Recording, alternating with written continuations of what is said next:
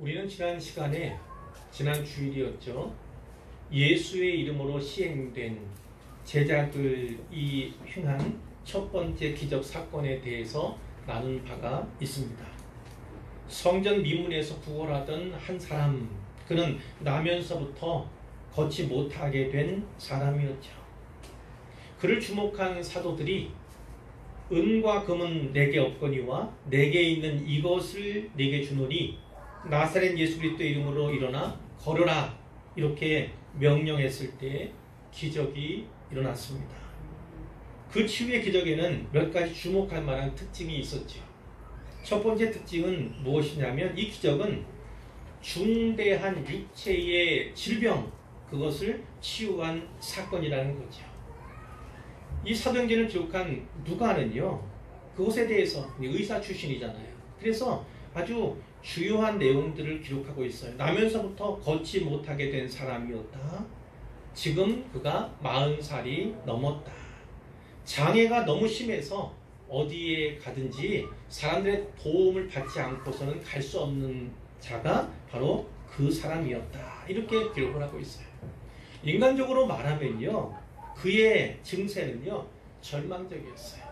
그의 인생도 역시 절망에 가까웠다, 이렇게 말할 수 있겠어요. 의사들이라도 그에게 아무것도 해줄 수가 없는 상태, 그것이 바로 그 사람의 상태였죠. 두 번째, 이 기적은요 그리스도의 이름으로 명령했을 때 시행이 되었습니다. 사도들이 그리스도의 이름으로 명령했을 때 일어났죠. 어떠한 의료적인 수단이 동원되지 않았습니다. 심지어 기도하지도 않았어요. 안수하지도 않았어요. 기름을 붓는 것도 하지 않았습니다. 베드로가 그 사람의 오른손을 잡아 이끌어 준 것은 사실이지만 그것이 치료 행위는 아니었다는 거죠. 세 번째로 이 기적은 점진적인 것이 아니었습니다. 즉각적으로 이루어졌다는 거예요. 즉각적으로 이루어졌다. 즉시 발과 발목에 힘이 들어갔지요. 그리고 곧 걷기도 하고 뛰기도 하였습니다. 네 번째, 이 기적은 부분적이거나 일시적인 것이 아니었습니다. 완전하고 영구적인 것이었어요. 베드로는 이 사람이 성하게 되었다, 완전히 낫게 되었다, 이렇게 얘기를 했죠. 또 나중에는 그가 건강하게 되어 너희 앞에 그 사내들인 공회 앞에 서 있다, 이렇게 말하기도 했습니다. 다섯 번째, 이 기적은 공개적으로 인정이 된 사건이에요. 의심이나 의문의 여지가 없었습니다.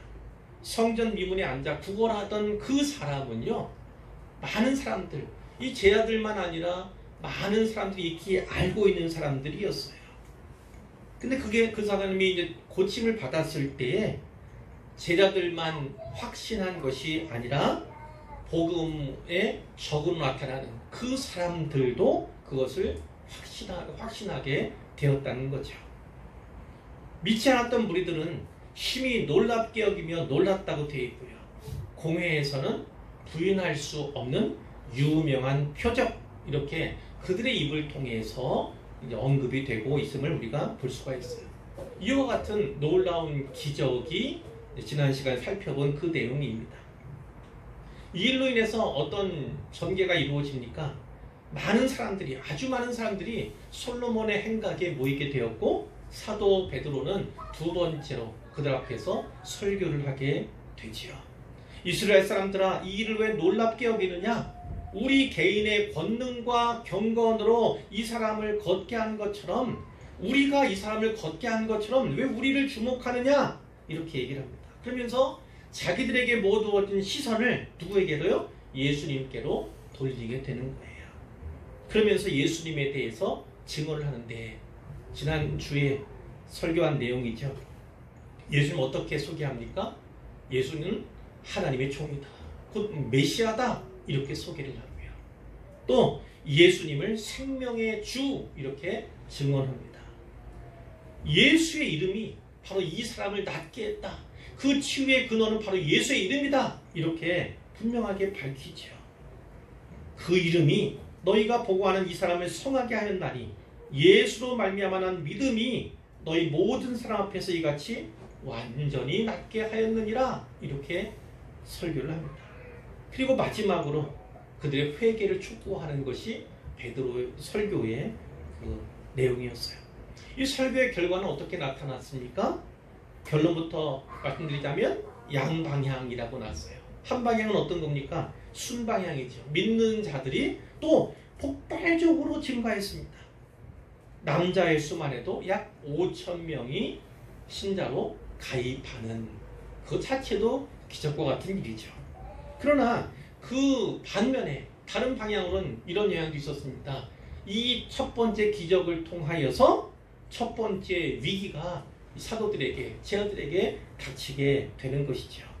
특별히 제사장들, 성전 맡은 자, 사두개인들, 이들 중에 이제 사두개인은 부활을 믿지 않는 자들이었는데 이들이 허락받지 않고 전하는 것, 허락받지 않고 부활에 대해서 말하는 것을 싫어해서 체포하게 됩니다.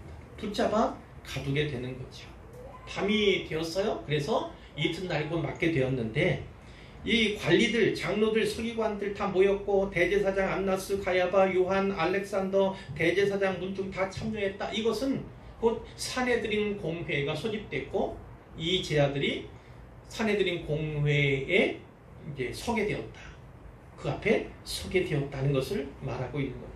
그들이 묻죠. 너희가 무슨 권세와 누구 이름으로 이 일을 행하였느냐? 그랬을 때 베드로가 분명히 이야기합니다. 이 사람이 어떻게 구원받았느냐고 오늘 우리에게 질문한다면 너희와 모든 이스라엘 백성들은 알라. 나사렛 예수 그리스도의 이름으로 이 사람이 건강하게 되어 너희 앞에 섰다. 이렇게 분명히 얘기하고 다른 이로서는 구원을 받을 수 없나니 천하 사람 중에 구원을 받을 만한 다른 이름을 우리에게 주신 일이 없다. 이렇게도 또 증언을 하게 되는 것이죠. 이 종교 지도자들이 놀랐습니다.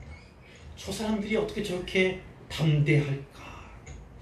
저 사람들은 학문 없는 범인 이렇게 알았어요. 평범한 사람. 이 학문이라는 건 특별히 신학 공부, 이 성경 구약 공부를 한 사람이 아닌데도 불구하고 그런 학제를 마친 사람이 아님에도 불구하고 그들이 너무나 담대하게 구약을 인용하면서 증언하는 것을 보고 너무 놀랐어요. 뿐만 아니라 그 나음 받은, 고침받은 그 사람이 거기에 증인으로 서 있는 거예요. 그러니까 그 사람을 보면서도 또 뭐라고 얘기할 수가 없는 말문이 막혀버리게 되는 거죠. 그러면서 자기들끼리 하는 거예요. 이 예루살렘에 이 유명한 표적이 나타났는데 이거를 예루살렘에 사는 모든 사람들이 다 알게 되었으니 우리도 부인할 수는 없다. 어떻게 하면 좋겠느냐? 민간에 더 퍼지지 않게 예수 이름으로 아무에게 전하지 못하게 우리가 금하자 이렇게 얘기를 하죠. 그런데 그들이 경고할 때 베드로가 뭐라고 합니까? 하나님 앞에서 너희 말을 듣는 것이 하나님 말씀을 듣는 것보다 옳은가 판단해봐라. 우리는 보고 들은 것을 말하지 않을 수 없다. 이렇게 또 얘기를 하는 거죠. 관리들이 어쩔 수 없이 방면하게 되는 것이고 오늘 본문이 나오는 거죠. 4장 23절에 사도들이 노임에 이렇게 시작하는 겁니다. 사도들이 풀려났어요. 이 사도들이 풀려났을 때 어떻게 합니까? 동료들에게 갔습니다. 다른 사도들, 제자들에게로 그들이 간 겁니다. 그래서 제자들이 한 말, 제사장들이 한 말, 장로들이 한 말, 그것을 그대로 낱낱이 전하게 되는 거예요. 이걸 들었을 때 사람들이 어떻습니까? 한편으로는 좀 마음적으로 격한 반응이 나올 수도 있지요. 그리고 이제 시작인가 보다 이렇게 생각할 수도 있어요. 위기가 시작되었기 때문이죠. 그리고 그 위기가 또 어떻게 또 발전해 가는지 알 수 없는 상황들을 그들이 연상했을 수 있어요. 그때 그들이 행한 일이 무엇입니까? 24절 나오죠. 그들이 듣고 한 마음으로 하나님께 소리를 높여 이르되 하나님께 아뢰는 거예요. 기도하고 간구하는 거예요. 근데 우리가 이 사도행전 특별히 앞부분의 말씀들을 볼 때 늘 유념해야 할 표현들이 있어요. 한 마음으로 라는 표현이 많이 나옵니다. 그리고 좀 다른 표현들은 뭐냐면 마음을 같이 하여 라는 표현도 많이 나와요. 한 마음으로 마음을 같이 하여 이것은 사실은 같은 거예요. 그런데 이것이 바로 성령 충만의 증거입니다. 성령 충만을 받았을 때 이들이 한 마음이 되고 마음을 같이 하게 되는 거예요. 우리가 성령 충만 구하잖아요. 그럴 때 우리가 또 원해야 하는 것, 어떤 의미로 성령 충만을 구해야 하는가? 하나님의 뜻에 맞게 그 뜻에 따라 한 마음을 이루고 한 뜻을 갖게 되는 것, 그것이 바로 성령 충만으로 말미암아 나타나게 되는 것, 그것을 소망해야 할 줄로 믿습니다. 자, 함께 합심 기도를 했다는 얘기예요.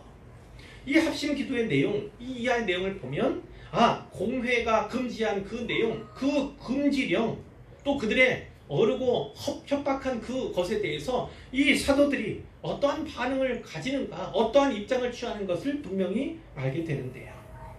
오늘은 이것을 보면서 이것 통해서 세 가지 질문을 하려고 합니다. 그리고 그 질문 통해서 접근해 보려고 해요. 첫 번째는 뭐냐면, 기도를 들으시는 하나님, 이들은 하나님을 어떻게 인식하고 있는가? 나아가 초대교회 성도들은 하나님을 어떻게 인정하고 있는가를 보게 되고요. 두 번째 질문은요, 그들이 드린 기도의 내용은 어떠했는가를 보게 되고, 세 번째, 이 합심 기도의 결과는 어떠했는가, 그것을 우리가 살피게 될 것입니다. 네, 첫 번째 질문입니다. 기도를 들으시는 하나님은 어떤 분이신가? 어떤 분이신가? 이것을 네 가지로 살펴보려고 해요. 첫째, 그분은 누구시다? 대주제이시다. 대주제이시다. 대주제여, 하나님을 이렇게 부르고 있습니다. 대주제, 대주제. 이 대주제라는 것은 어떤 의미냐면요, 절대적인 권세를 가졌다는 거예요. 로마 황제와는 비교할 수 없고 대제사장의 권세와도 비교할 수 없는 그러한 크고 놀라운 절대적인 권세를 가진 분은 하나님이시다, 이런 것입니다. 지금 로마 황제 지배 아래 살고 있습니다. 로마 통치 가운데 살고 있어요. 뿐만 아니라 이 공회가, 사내들인 공회가 절대적인 권력을 갖고 경고하고 협박하고 금지했습니다. 예수 이름으로 말하지 마라, 전하지 마라, 이렇게 침묵을 강요했잖아요. 그런데 이들이 취한 것은 무엇입니까? 하나님만이 절대적인 권위를 갖고 있다는 겁니다. 앞에서 나왔죠. 사람의 말을 듣는 것, 하나님의 말씀을 듣는 것, 어떤 것이 더 중하냐, 이렇게 나오잖아요. 하나님 말씀을 절대적인 권위로 복종하는 거예요. 인정하는 것입니다.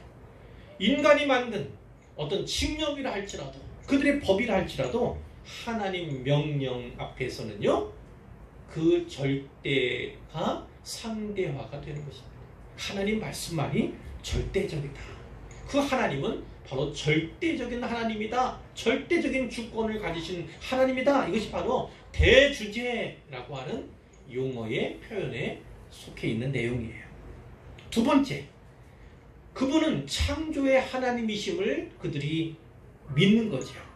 24절 이제 뒷부분에 보니까 천지와 바다와 그 가운데 만물을 지은 이시요, 우주 만물을 지으신 분이 바로 하나님이심을 인정하는 거예요. 그분은 무에서 유를 창조하신 분입니다. 물론 표현상 시에는 손으로 지으신 이렇게 되어 있지만 우리가 잘 아는 바로는 그분은 말씀만으로도 온 세상을 창조하셨습니다. 그 권능의 하나님이 바로 우리 하나님이심을 고백하게 되는 거죠. 세 번째로 그분을 계시의 하나님으로 인정합니다. 계시의 하나님, 25절 26절 말씀인데요. 자, 한번 읽어볼까요? 25절 26절.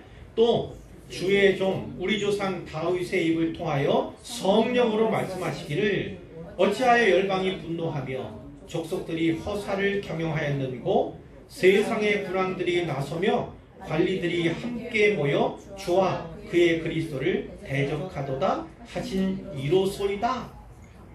아멘. 특별히 하나님께서는요, 이미 계시해 주셨다는 거예요. 누구에게요? 여기에 나오는 것은 주의 종인 다윗, 우리 조상 다윗 이렇게 얘기를 하죠. 그러면서 인용한 말씀이 무엇이냐면 시편 2편입니다. 우리가 주중 예배 때 시편 말씀을 발표했잖아요. 근데 거기 표지에 다윗의 시 이렇게 되어 있지는 않아요. 그러나 이 본문을 통해서 그것도 역시 다윗의 시라고 볼 수가 있고, 또 학자들 가운데는 1편과 2편이 따로따로가 아니다 이렇게 주장하기도 합니다. 또 그것을 일반적으로 받아들이는 추세이기도 해서 어찌 보면 다윗의 시는 1편, 2편부터 시작한다 이렇게 이야기할 수도 있어요. 그러나 표제를 통해서 우리가 다윗의 시 정해진 부분들을 최근에 살펴보고 있는 거죠. 자, 이 말씀은 시편 2편의 1절과 2절 말씀을 인용하는 거예요. 거긴 이렇게 되어 있습니다. 어찌하여 이방 나라들이 분노하며, 이 분노라는 건 소동한다, 소론한다 이런 거예요. 민족들이 헛된 일을 꾸미는가, 허사를 꾸미는가 이렇게 모르면서 세상의 군왕들이 나서며 관원들이 서로 꾀하여 여호와와 그의 기름 부음 받은 자를 대적하며, 뭐가 차이겠습니까? 여호와 이렇게 되어 있었는데 그것을 이 신약의 본문에서는 주 이렇게 받았던 것이고, 또 그의 기름 부음 받은 자를 그 그리스도, 그의 그리스도 이렇게 또 받은 거예요. 원래 메시아라고 하는 그 단어 뜻 자체가 기름 부음 받은 자를 의미합니다. 그것이 메시아예요. 그리고 메시아가 곧 그리스도이신 것이죠. 이렇게 분명하게 그리스도이심을 이제 확증적으로 보여주는 거죠. 분명하게 우리에게 이야기하는데 그들을 대적합니다. 그들의 의도가 시편 2편 3절에 나와요. 우리가 그들의 맨 것을 끊고 그의 결박을 벗어버리자. 이게 뭡니까? 이 결박은 누구의 결박이라고 하는 거예요? 하나님의 결박. 하나님의 권세, 하나님의 주권, 그분의 다스림을 결박으로 받는 거예요. 그것을 끊어버리자, 결박을 벗어버리자 이렇게. 그러니까 이 의도, 이 군왕들, 이 관원들이 어떤 의도를 가진 사람들인가를 우리 분명히 알 수 있죠. 이들이 이런 태도를 취했을 때 4절에 뭐라고 되어 있냐면 하늘에 계신 이가 웃으심이요. 하늘에 계신 이는 하나님께서 웃으시는데 어떤 웃음입니까? 주께서 그들을 비웃으시리로다. 하나님이 그들을 오히려 비웃는 거예요. 비웃는 거예요. 그러면서 그들을 향해서 분을 발하고 진노하게 되는데 그때 하나님께서 이 말씀을 주시는 겁니다. 내가 나의 왕을 내 거룩한 산 시온에 세웠다. 이렇게 하나님이 말씀하신다는 거예요. 나의 왕은 누굽니까? 하나님이 세우신 왕. 그 왕은 누구예요? 1차적으로는 다윗입니다. 다윗. 그러나 그 다윗 이후의 모든 왕들도 이제 관련이 있는 것이고, 궁극적으로는 누굽니까? 바로 메시아로 이 땅에 오신 예수 그리스도예요. 그 예수 그리스도에 대한 언급이 시작되는 거예요. 그러면서 이 다윗이 얘기를 합니다. 내가 여호와의 명령을 전하노라. 아주 중요한 거죠. 이번 주에 암송하는 말씀이 바로 이겁니다. 꼭 암송하시고 이것이 어떤 맥락인가를 분명히 아셨으면 좋겠어요. 여호와께서 내게 말씀하셨다. 그러면서 너는 내 아들이라 오늘 내가 너를 낳았도다. 하나님이 다윗에게 주신 말씀이에요. 그러나 다윗 왕조에 속한 모든 왕들은 이 말씀을 자기에게 주는 말씀으로 받아야 하는 것입니다. 받아야 하는 거예요. 그리고 궁극적으로는 예수 그리스도에게서 성취가 되는 거예요. 그럼 우리는요, 우리 찬송 부르잖아요. 찬양 부르잖아요. 그럼 우리는 어떤 의미로 받아야 될까요? 당연히 예수 그리스도를 바라보아야 하는 것이고, 그러나 우리도 예수님으로 말미암아 어떻게 됐어요? 하나님의 자녀가 되었으니 우리 아들 된 우리들, 딸 된 우리들에게 하시는 말씀으로 받는 것이 타당하다. 이렇게 볼 수가 있습니다. 그 이어지는 8절 말씀이 이겁니다. 내게 구하라. 내가 이방 나라를 네 유업으로 주리니 내 소유가 땅끝까지 이르리로다. 누구를 보게 됩니까? 바로 예수님 보게 되는 거지. 예수님. 내가 이방 나라를 네 유업으로 주겠다. 그러니까 믿는 자들만 아니라 믿지 않는 자들이 사는, 대적하는 자들이 사는 그 이방 나라까지 다 너에게 주겠다는 말씀이에요. 내 소유가 땅끝까지 이르리로다. 다윗의 예언에 돼 있다니까요. 땅끝 그럼 뭐가 생각납니까? 사도행전 1장 8절 생각나지 않습니까? 땅끝까지 이르러 내 증이 되리라. 이렇게 맥락이 연결이 되는 거예요. 연결이. 그럼 오늘 우리는 이것을 어떻게 받아야 합니까? 하나님께서 우리에게 땅끝까지 이르러 증인되게 하시는구나. 바로 그것을 바라보아야 되는 거예요. 우리 교회의 선교적인 사명에 대해서 우리가 눈을 떠야 되는 것입니다. 이어지는 말씀이 네가 철장은 철된 지팡이 아닙니까? 철장으로 그들을 깨뜨리며 질그릇같이 부수리라. 오늘날 복음은 어때요? 복음은 깨뜨리는 겁니까? 물론 깨뜨려야 됩니다. 그들의 완악한 사회 구조를 타파해야 합니다. 사람에 대한, 특히 여성에 대한 존중심이 결여된 그 문화 제도를요 타파하고 깨뜨려야 되는 거예요. 질그릇에 부숴야 합니다. 그러나 복음을 전할 때 그들을 다 죽이거나 그들을 다 물리치거나 어찌하든지 협박을 하거나 아프게 힘들게 상처 주는 일 그거 해야 됩니까? 아니요. 그 뜻은 아니에요. 그 의미가 절대적인 것은 그 의미를 이 문자적으로 받아서는 안 되는 거죠. 그러면서 하는 말씀이 그겁니다. 그런즉 군왕들아 너희는 지혜를 얻으며 세상의 재판관들아 너희는 교훈을 받을지어다. 여호와를 경외함으로 섬기고 떨며 즐거워할지어다. 맨 마지막에 그의 아들에게 입맞추라 이런 말씀이 있어요. 그의 아들에게 입맞추라. 그 아들은 역시 다윗 왕조의 왕들이지만 궁극적으로는 뭐라고요? 예수 그리스도에게 입맞추라는 것입니다. 입맞추라는 것. 그것은 순종과 복종을 말하는 거예요. 그렇지 아니하면 진노하심으로 너희가 길에서 망하리니 그의 진노가 급하심이라. 여호와께 피하는 모든 사람은 다 복이 있다. 구약에 여호와께 피하는 모든 사람 이런 표현들이 있지만 신약에 가면 뭐예요? 예수를 믿음으로 말미암아 여호와께 피하는 모든 사람 이렇게 되는 거예요. 예수님이 이제 길이 되시고 진리가 되시고 생명이 되시면 분명히 기억해야 하죠. 이렇게요. 다윗의 입을 통해서 하나님께서 계시해 주신 내용들이 있어요. 그리고 미리 예언해 주신 내용들 그것이 어때요? 바로 메시아 시편이라고 얘기되는 거예요. 예수님에 의해서 완전하게 성취가 되는 예언이 이루어지는 것을 우리가 성경을 통해서 분명히 알게 되는 거고 그리스도를 대적하는 적대적으로 대하는 자들이 있을 것을 군왕들 관리들 가운데 그것을 미리 말씀하고 있다. 이렇게 볼 수가 있는 겁니다. 자, 이제 네 번째로 하나님은 어떤 분이십니까? 여기서는 역사의 하나님을 발견할 수 있습니다. 역사의 하나님. 자, 어떤 의미에서요? 27절에 보니까요. 과연 헤롯, 본디오 빌라도 아는 사람들이 나오죠. 이 사람들이 이방인과 이스라엘 백성과 합세하여 하나님께서 기름 부으신 거룩한 종 예수를 거슬렀어요. 그런데 28절에 보니까 하나님의 권능과 뜻대로 이루려고 예정하신 그것을 행하려고 이 성에 모였나이다.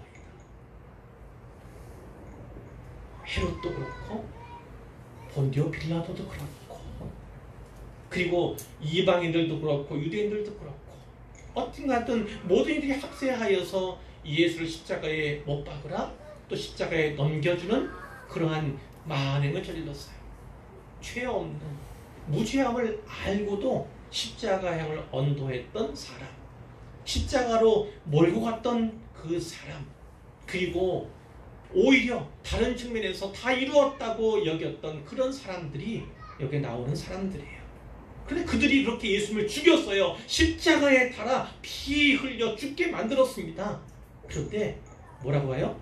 그것은 사실 하나님의 권능과 그분의 뜻대로 이루시려고 예정하신 일이라는 거예요.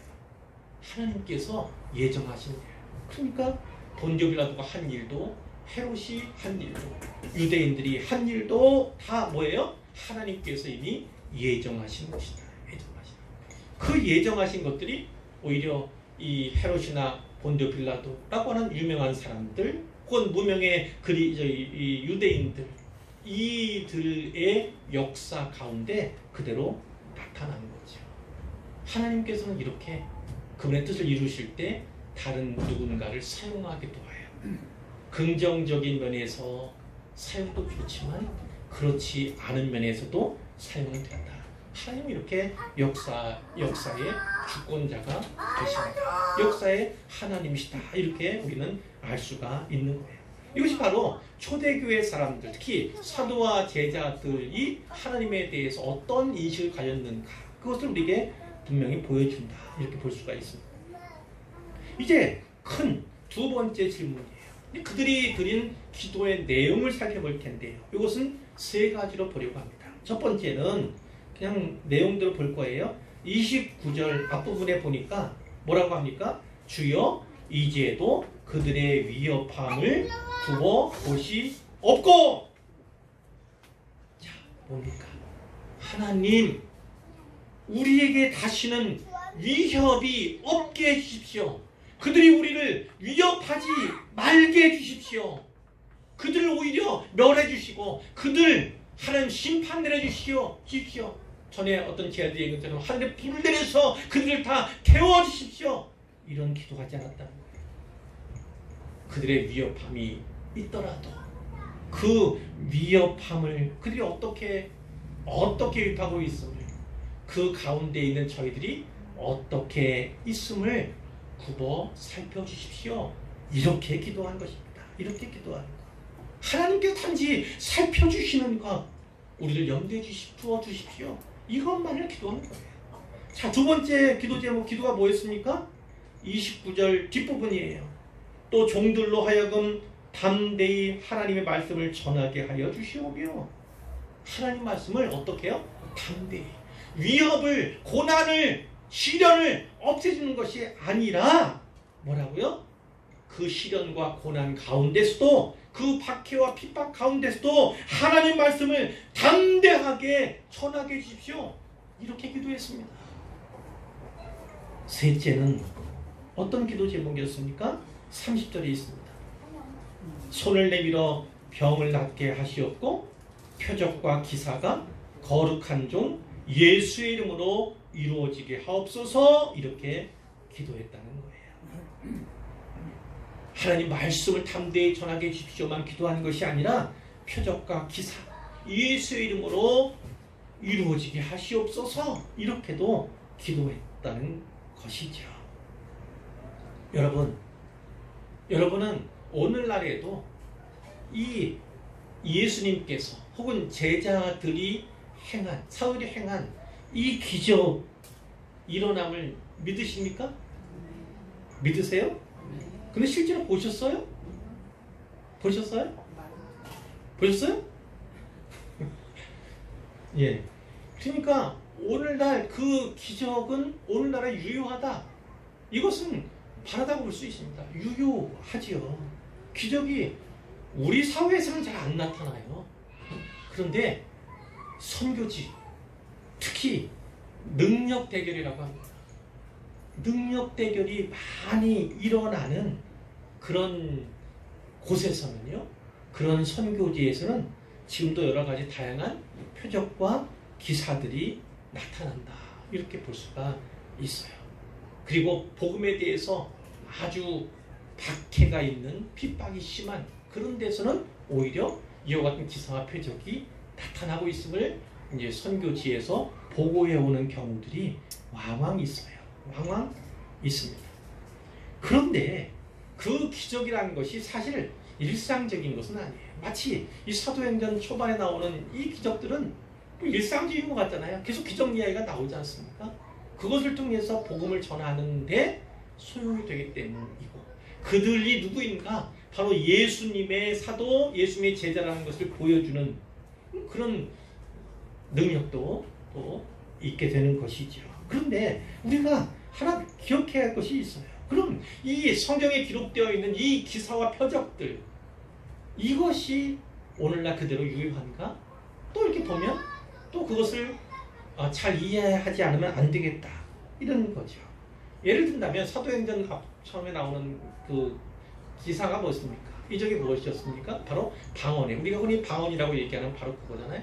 근데 여기 사도행전에 나온 이 방언과 우리가 오늘 또 어떤 분들이 하는 그 방언이 동일한가? 이렇게 볼 때는 또 그렇지 않다. 이것이 또 정답이기도 해요. 왜냐하면 이 사도행전에 나왔던 이 방언의 기사는요, 외국어 방언이었어요. 전혀 배운 바가 없는, 그런데 불구하고 온전하게 하나님의 큰 일을 그들이 들을 수 있고 반응할 수 있도록 전했다는 데 놀라움이 있는 것이고, 오늘날 방언은 여러분이 듣고 또 우리가 또 듣기도 하지만 그것은 우리가 때로는 알아들을 수 없는, 하나님만이 알아들을 수 있는 그런 형태로, 요즘엔 뭐 통역 얘기도 하지만 오늘날에는 뭐 통역에 대한 것은 거의 신비주의에 가까운 분들이 많이 자주 행하는 일이고, 우리는 하나님과의 교제 가운데, 그러나 우리가 어떤 것을 정확히 알고 있는지는 알 수 없는다 할지라도 그것이 하나님 나라와 교회 유익을 위해서 쓰이고 있음을 믿음으로 방언을 하게 되는 것이죠. 예수님의 기적, 물을 포도주로 바꾸셨어요. 또 폭풍을 잠잠케 하셨습니다. 오병이어의 기적을 베푸시기도 하셨죠. 물 위를 걸으셨어요. 이런 것들은 어떤 것인가? 어떤 의미가 있습니까? 결국 그분이 누구신가를 보여주는 것이기도 하지만 하나님께서 만드실, 그분이 이루실 그 궁극적인 역사는 무엇인가? 결국 모든 자연들이, 우주 만물들이 오직 하나님께, 주님께 복종하게 된다는 것을 보여준다는 것이죠. 그렇기 때문에 하나님 나라를 이렇게 얘기하잖아요. 이중적으로 얘기합니다. 하나는 이미 임한 하나님 나라, 그러나 아직 임하지 않은 하나님의 나라. 이 두 가지가 있다고 잘 아시잖아요. 이미 임한 부분도 있습니다. 우리는 이미 승리했어요. 우리는 이미 천국, 하늘 나라의 삶을, 하나님 나라의 삶을 살아가고 있는 거예요. 이런 면에서는 이미 이루어진, 영어로는 already 이렇게 되죠. 그러나 아직 임하지 않은, 완성되지 않은 영역도 있다는 거예요. Not yet 이렇게 또 표현을 하잖아요. 자, 그러면 이 예수님께서 하신 이 기적, 이 표적은 무엇인가? 이미 이루신 일인가? 아니면 아직 이루어지지 않은 일인가? 장차 있게 될 일인가? 그런데 많은 신학자들이 이것을 아직 이루어지지 않은, 아직 임하지 않은 영역에 두고 있습니다. 그것은 장차 될 일에 대해서 이미 예수님께서 예표적으로 보여주신 것이지 우리가 구할 일은 아니다라는 거죠. 오병이어의 기적, 그것을 구하거나 물 위를 걸어가는 기적, 그것을 구하거나 물을 포도주로 만드는 기적, 이것을 구하는 것은 합당하지 않다. 이것이 좀 더 성경적입니다.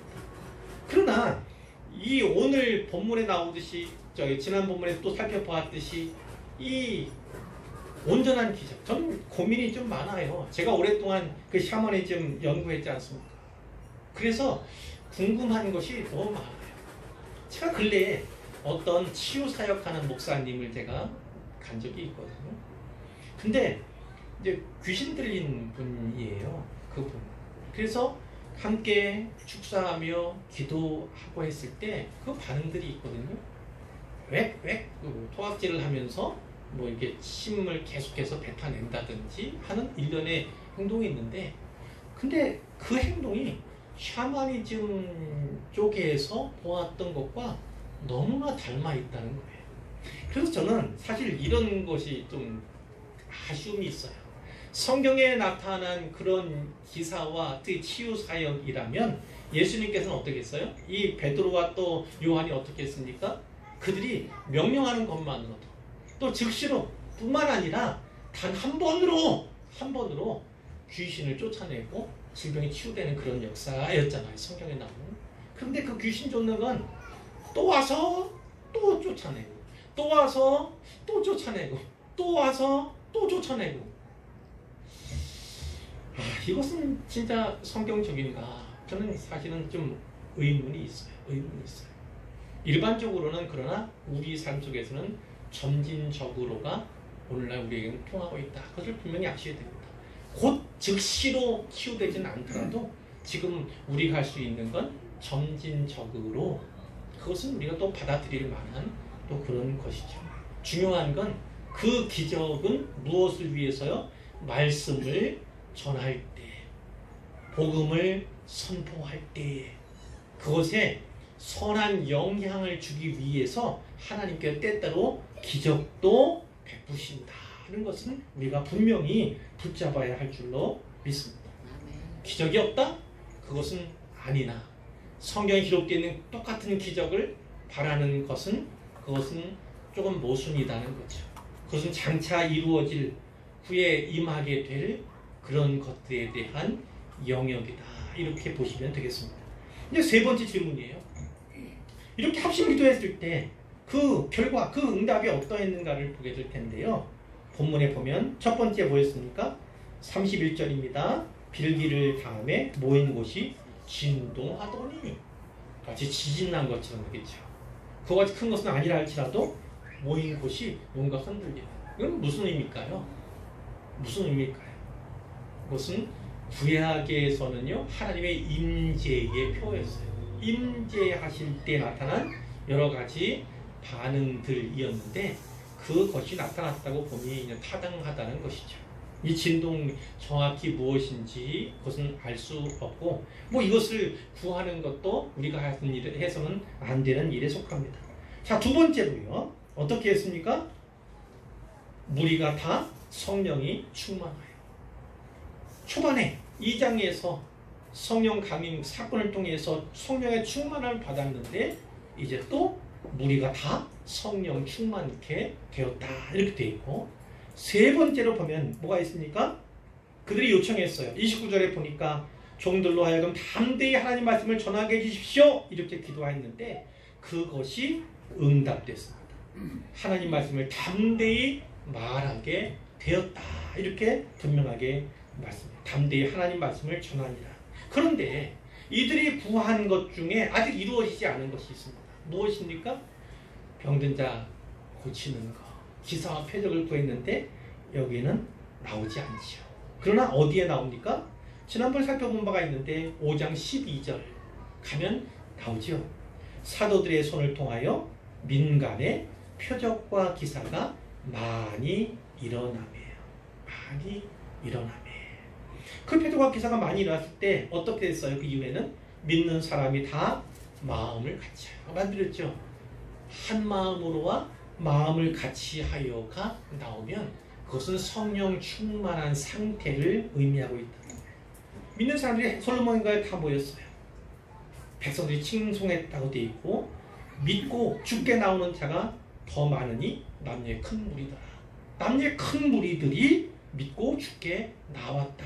이렇게 기록되고 있고 또 15절에 보니까 병든 사람을 메고 거리에 나가 침대와 묘에 누이고 베드로가 지날 때에 혹 그의 그림자라도 누구에게 덮일까 바랐다. 왜요? 치유의 역사가 나타나기 때문에. 또 예루살렘 근처에 사는 많은 사람들이 병들고 가난한 자, 더러운 귀신에게 괴로움받는 사람들 데리고 왔을 때 그들도 다 나음을 얻었음을 성경이 분명히 증언하고 기록하고 있습니다. 그러니까 이것 역시나 다 응답을 받았다. 이렇게 볼 수가 있죠. 이제 결론이에요. 짧은 결론을 할 텐데 오늘 제가 이 설교제를 뭐라고 잡았습니까? 시련 속에 자라는 교회 이렇게 잡았죠. 첫 번째 예수의 이름으로 하는 그 기적으로 말미암아서 여러 가지 결과도 있었지만 그 가운데 하나가 뭐였습니까? 첫 번째 위기가 온 것입니다. 첫 번째 위기. 우리가 앞으로 보게 되겠지만 하나님의 기적이 임하고 성령 충만하여서 그들이 하나님의 일을 하게 될 때에 뭐가 있습니까? 위기가 닥쳐. 위기가 닥쳐와요. 그것이 이제 박해 핍박으로 나아가게 되는 것이고 6장에 가면 누가 등장합니까? 스데반 집사님이 처음 등장하고 7장의 마지막 부분에 가면 스데반 집사님이 설교한 다음에 돌에 맞아서 순교당하는 첫 번째 순교자로 스테반 집사님이 죽는 그 이야기가 나오게 되는 거예요. 그리고 그 계속해서 그리스도인을 향한 폭력들, 박해의 핍박이 계속 이어지는 거죠. 오늘날 우리 사회는 그와 같은 우리는 자유민주주의 국가고 또 종교의 자유가 또 보장되어 있는 그런 사회에 살고 있기 때문에 그것이 잘 보여지진 않아요. 그러나 우리나라도 불과 수십 년 전만 해도 많은 핍박과 박해가 있던 그런 나라였습니다. 그런 사회였어요. 지금 우리 같은 경우도 그 박해와 핍박이 사탄에 의해서 아주 교묘하게 진행되고 있어서 깨어있지 않으면, 분별하지 않으면, 통찰하지 않으면 그러면 깨닫지 못할 뿐이지 실제적으로요 박해와 핍박이 이루어지고 있습니다. 매스컴을 통해서, 매스미디어를 통해서 주어지고 있고 아주 교묘하게 은밀하게 기독교인들을 핍박하고 박해하는, 그리스도인을 나쁜 것으로 묘사하는, 교회가 악한 곳으로 나오는, 예를 든다면 뭐죠? 뭐 할 때 나쁜 놈 그럼 뭐예요? 장로님이 나쁜 놈이에요. 목사님이 나쁜 놈이에요. 다 이렇게 나오는 거예요. 그들이 악한 괴계를 꾸미는데 어디서 합니까? 십자가 앞에 교회 예배당에 앉아가지고 그 일을 도모해요. 이것은 분명히 그리스도인들에 대한, 교회에 대한 부정적인 인식을, 이것이 은밀하게 자행되고 있는, 그러나 매우 본격적으로 자행되고 있는 그러한 박해, 핍박이다 이렇게도 볼 수가 있어요. 그러나 모양은 이 본문 당시와는 다르다 그러죠. 이 시련 가운데서 교회가 어떻다고요? 잘하고 있음을 우리가 보게 되는 거예요. 물론 영적인 성장이 있습니다. 120문도 가 3,000명이 됐지. 그때까지 박해가 나타나진 않았어요. 그러나 이 사도 베드로와 요한이 이 나면서부터 걷지 못하게 된 이 사람을 치유한 그 일로 말미암아서는 설교가 또 연설이, 그 가운데 몇 명이요? 남자만도 5,000명이에요. 이것은 시련 가운데 얻은 열매다 이렇게 볼 수가 있고, 또 좀 더 나아가서 지금 보았던 것처럼 남녀 큰 무리가 믿고 죽게 나오는 그 역사 역시 박해 가운데 이루어지고 있음을 우리가 볼 수가 있는 거죠. 양적인 성장, 그것이 시련 가운데도 진행되어 왔음을 보게 되는 것이고요. 그러나 이 양적인 성장보다 더 중요한 게 있습니다. 그것이 무엇이냐면 영적 성장. 일반적으로 말하자면 질적 성장이다 이렇게 볼 수 있는데, 오늘 본문에서는 무엇일까요?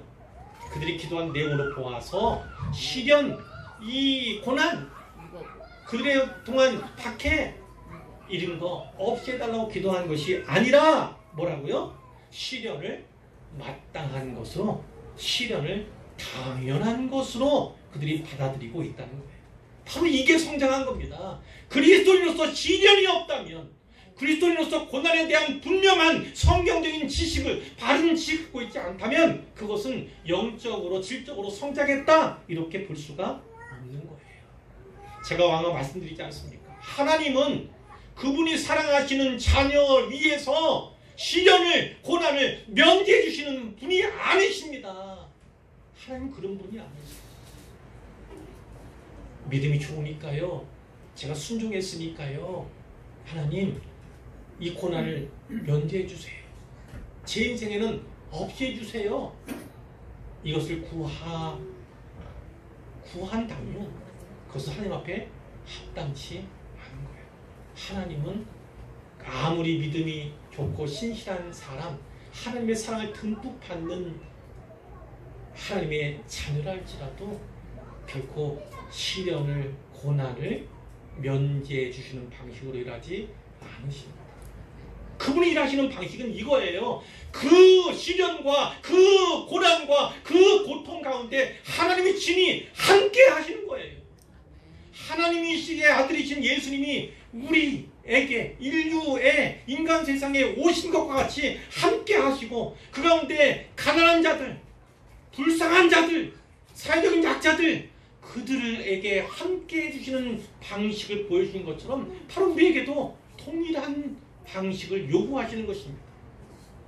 고통 가운데 함께 하시는 그 주님을 바라보고 그 주님과 함께 이겨내도록, 그 주님께서 함께 하시면서 같이 그 고난 가운데 가시면서 주시는 그 위로, 이기게 하시는 그 능력을 경험하고 체험하도록 하나님께서 주는 거예요.